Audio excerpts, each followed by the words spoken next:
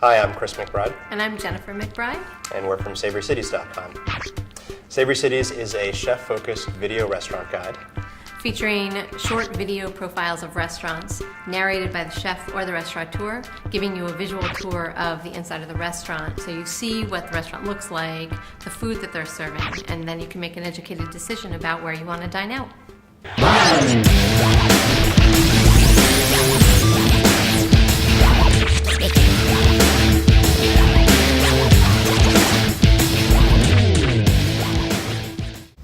Good morning, I'm Courtney Nichols, and today on Next New Yorkers, we'll be talking to Savory Cities founders Jennifer and Chris McBride. Good morning. Good morning. Good morning. How are you guys doing? Doing great. Good, good. Well, before we get started, kind of just talking more about the business model and all of that, maybe you could just tell us about how you got into the business and why.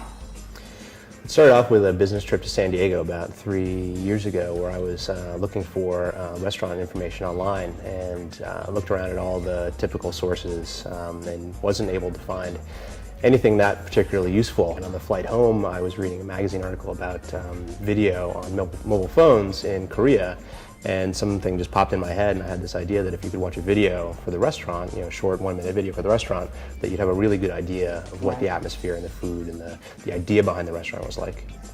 And so what was sort of the genesis, once you sort of had that idea, what was the next thing that you did?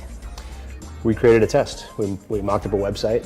Jennifer went to some restaurants and created our first video. And all of our friends were, you know, they were like, "Oh, this is great. This is great.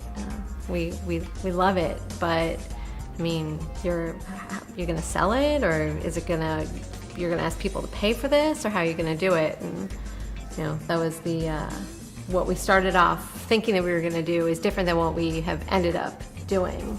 Which I actually think is an interesting thing to talk about, because I think that happens a lot with startups. They start out in one place in terms of the business model, and then it always invariably evolves as they learn more.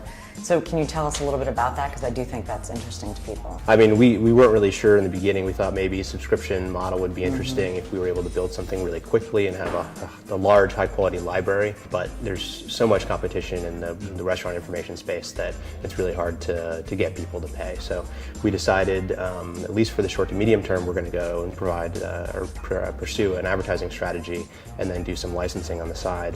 Do you think Zagat's has been successful with the pay service? They're supposedly profitable, but if you look at their traffic patterns over time, they've been pretty stagnant. And when you compare it to other sites that have provided free services like Yelp, it's pretty dramatic contrast. What was your strategy in going out and finding eyeballs that would then draw the ad dollars in? It was really to go as broad as possible and to have sites for as many major cities as we could and gather traffic that way, and have video for a limited number of cities, but at least provide, you know, high quality listings and perhaps a bit of editorial in what we maybe call the secondary market. How do you address the credibility in terms of how you're deciding whether, you know, per se is in fact worth being the top restaurant in New York, or how did you go about doing that? Or worth paying $275 for a 9-course meal. Right, that's right. So it's either we've tried it, it's been recommended to us by a food professional, or it's been recommended to us by a chef. So if a restaurant calls us and says, "Hey, we love your site, please, we'd love to be included." Sure.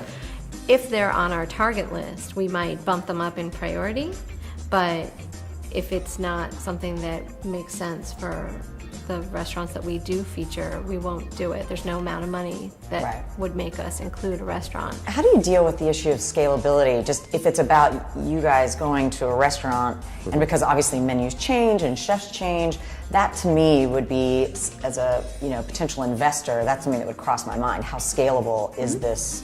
If you're not using the peer review like Zagat's or some of those other sort of blog-oriented sites, how do you plan to address that? Well, that's being added as well. That being the peer review? Peer review, user feedback, yep, all of that. So that will help us in a lot of ways in identifying restaurants that are popular, places that maybe are going downhill, that type of thing. I mean, we've taken videos off the site for restaurants that we feel have declined in quality.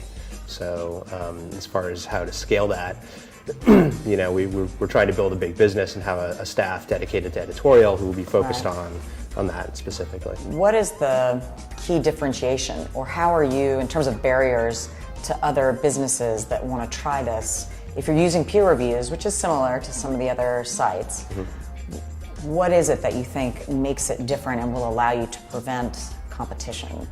Well, what we're trying to do is create kind of a one-stop shop for finding restaurant information, to be the best place for discovering information. And so part of that is building a great library of video content, which we think is unique today. There's no one doing it. That will probably change over time. Right. Building a community of users that are connected to one another, that are able to share information. I think that's going to end up being something that could be very defensible. And then going out and doing research and gathering editorial that's unique to the site as well. Part of the new site relaunch is going to include editorial from known food writers and other non-food writers that are very interested in food. So we'll provide a unique perspective and maybe point out some places that you wouldn't find by looking at the major media outlets. I think in some ways, finding venture capital money when you're farther along is a lot easier than angel investors. And especially given, what we're all reading in the papers about an impending recession, because sometimes those can be individual investors versus, an aggregate source of money. I'm just curious what that process has been like for you, because I think that is an enormous challenge. We think that, in the space that we're in with restaurant information, it is very competitive. However, no matter how bad the recession gets, people are always going to go out to eat. I think there's always room to capture market share in the space that we're in. And if we can move quickly and be smart enough about it, we can do that. And for investors, do you have a sense of what you think the exit strategy might be, or what kind of company might want to buy a property like Savory several years down the road when and if you're very successful? Sure. Yeah, I think that if we're successful in building a large library of unique video content quickly and building a database of customers and customer information, that would be something that potentially could be very valuable to any number of media companies or direct marketing companies. Well, thank you, Jennifer and Chris, and good luck with Savory Cities. Great, Thanks, thank you. Courtney. And here's what we learned about Savory Cities.